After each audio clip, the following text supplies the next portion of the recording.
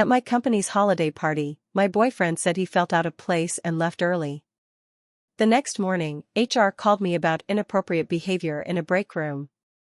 I checked the security feed. There he was, pressing my coworker against the vending machine. They didn't even turn the lights off. I edited the footage into a Christmas slideshow and synced it to Mariah Carey. I played it at our Friendsmas party with the caption, "Here's what he unwrapped this year." I work in IT security at a tech company in downtown Cincinnati. I've been there for a while, long enough to know who to trust and who not to. I stay out of the drama. Keep things clean. Do my job. Show up on time. It's not the kind of place where you expect scandals. I'd been dating Bryce for 2 years. He's a firefighter. He's got this easy charm, always knows what to say, and he makes friends fast. He's the type who hugs your mom and fixes your garbage disposal without being asked. I met him at a bar through a mutual friend, and we hit it off quick. It was easy. Too easy, maybe. I thought we were solid. We lived together in a little apartment in Norwood. We split bills. We had our routines, Friday takeout, Sunday hikes, that kind of thing. I really thought he was my person. Every December, my company throws a big holiday party. They rent out a ballroom at the Westin and go all out. Open bar, catered dinner, DJ, photo booth, raffle prizes. It's one of the few times a year everyone gets dressed up and pretends we don't hate each other. I invited Bryce. I'd brought him the year before and it went fine. This time, I picked out his outfit, a charcoal blazer, black shirt, dark jeans. He looked good. We showed up together. I introduced him to some of the newer people on my team. Everyone was polite, smiling. Megan was there too. She works in project management, pretty, a little too flirty sometimes, but whatever. I didn't think twice. About 2 hours in, Bryce leaned in and said, "I feel kinda out of place. This isn't really my scene. Everyone's just talking about stocks and Slack channels." I laughed and told him we'd only stay a bit longer. But he said he was gonna leave, didn't want to kill my vibe. Said he'd Uber home. Gave me a kiss on the cheek and walked out. I didn't think anything was weird. I figured he'd go grab a beer with his buddies or watch a movie at home. I stayed at the party for another hour and a half. Danced a bit. Caught up with coworkers. Megan was still there when I left. The next morning, I was making coffee when I got a missed call and a voicemail from HR. "Hi, this is Natalie. Can you come by when you get in? Just something we need to go over from last night." My stomach dropped. I hadn't even had that much to drink. Had something happened? I went in a little early just to be safe. When I got to Natalie's office, she looked uncomfortable. She had her laptop open. She said, "There was a situation last night. In one of the break rooms upstairs. Security flagged it. It involved someone who doesn't work here." She turned the screen toward me and hit play. It was Bryce. On camera. In the third-floor break room. With Megan. She was backed up against the vending machine. His hands were under her shirt. Her legs were around his waist. It was clear what they were doing. And the lights were still on. It was around the same time he told me he was going home. I didn't say a word. Just stared at the screen. Natalie said something like, "We're addressing it internally with her. I thought you should know since, well, we knew you brought him as your guest." I nodded, stood up, and walked out. I went back to my desk and just sat there. Didn't cry. Didn't even blink for a while.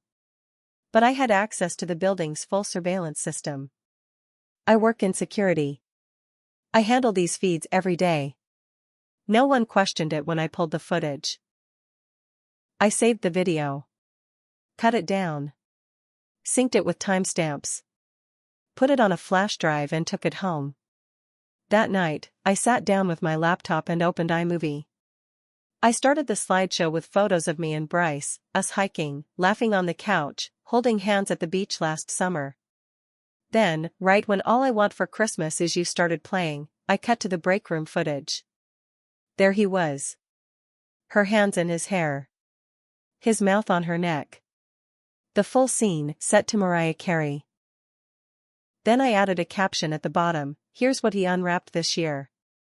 I didn't send it to him. I didn't confront him. Instead, I waited.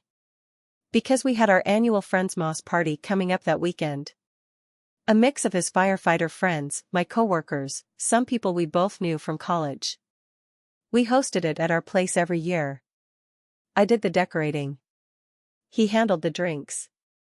That night, we had about 20 people packed into our apartment. Lights strung up, fire crackling, someone brought mulled wine. Everyone was laughing, drinking, eating too much cheese. Right after dinner, I said, "Hey, I made a little holiday video. Wanna see it?" I plugged in the USB. Everyone crowded around the TV. At first, it was sweet. Me and Bryce at the pumpkin patch. Us putting up our Christmas tree. People were aw-ing. Then the music kicked in. And the screen changed. People went quiet. Dead quiet. The camera footage played. Scene by scene. Bryce and Megan. In the break room. All of it. At first people thought it was fake. But then someone said, "Wait, is that Megan from your office?" Another voice, that's Bryce." Bryce stood up, pale as a ghost. Megan was frozen. He whispered, "What the hell is this?" I turned to him. "Oh, you didn't get the memo?" HR did. He stormed out. Megan followed 5 seconds later. But the video had already done its job. People were stunned. Some were laughing. One guy clapped. A few people pulled out their phones and started filming the screen. The next day, Bryce tried to call me. I didn't answer. Bryce blew up my phone the next day. He called 6 times in a row before I blocked him. Then he switched to texting.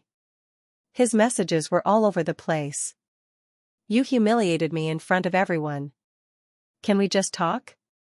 You didn't have to do it like that. It was a mistake, okay?" Megan was drunk. "It didn't mean anything. I miss you." I didn't respond. I didn't delete the messages either. That Monday, Megan didn't come into the office. Neither did I. I worked from home, filed a PTO request for the rest of the week. I needed time. Space. But that wasn't going to last long. By Tuesday afternoon, I got a call from David, one of the senior engineers I work with. He sounded nervous. "Hey, just giving you a heads up. Someone anonymously sent the video to the office-wide Slack channel." I went cold. I hadn't shared the file. I only played it at Friendsmas. But someone clearly screen recorded it. Maybe one of Bryce's buddies. Maybe someone from my side. Either way, it was out. By the time I logged into Slack, it was gone. Deleted by HR within minutes. But the damage was already done. People were talking. Whispering. Someone had started a group chat just for memes about it. They called it #VendingMachineGate. Megan came in 2 days later. She looked rough. Red eyes. Hair in a bun. Didn't say a word to me. That afternoon, Natalie from HR pulled me into a private meeting. She said, "I know this is a difficult situation. But we're getting reports of a hostile environment now. We're going to need to mediate this before it escalates further." I stared at her. "She hooked up with my boyfriend in a break room," I said. "On camera. I didn't start anything." Natalie didn't argue. She just gave me a soft smile and said the company had to protect everyone involved. Then she added something that made my stomach turn. "We also received a complaint from Megan." I blinked. "A complaint?" She said the footage violated her privacy. And that the public display at your event created a hostile atmosphere that's affecting her ability to work. I laughed. I actually laughed out loud. She's lucky she's still got a job. Natalie didn't say anything. After that, things got weird. I could feel it. The looks. The tension. Some people thought I was a legend. Others started avoiding me in the break room, like I was a walking lawsuit. Then I found out Bryce wasn't letting go either. He started showing up at places he never used to. The Kroger I go to. The coffee shop near my gym. He didn't say anything. Just stood there like he wanted me to notice him. Like he was waiting for me to start a conversation. I ignored him. Until one night, about 3 weeks after the party, someone knocked on my apartment door. Hard. Over and over. I looked through the peephole. It was Bryce's ex Danielle. We'd never met, but I recognized her from old photos on his Facebook that he never bothered to delete. She looked pissed. When I opened the door, she said, "You're the one who made the vending machine video, right?" I nodded. She pulled out her phone and shoved it toward me. A photo. Megan. In Bryce's bed. From last week. He's still screwing her, Danielle said. Told me he was done with her. Told me he wanted to fix things with me. And now I see he's been with both of us, at the same time. I didn't say anything.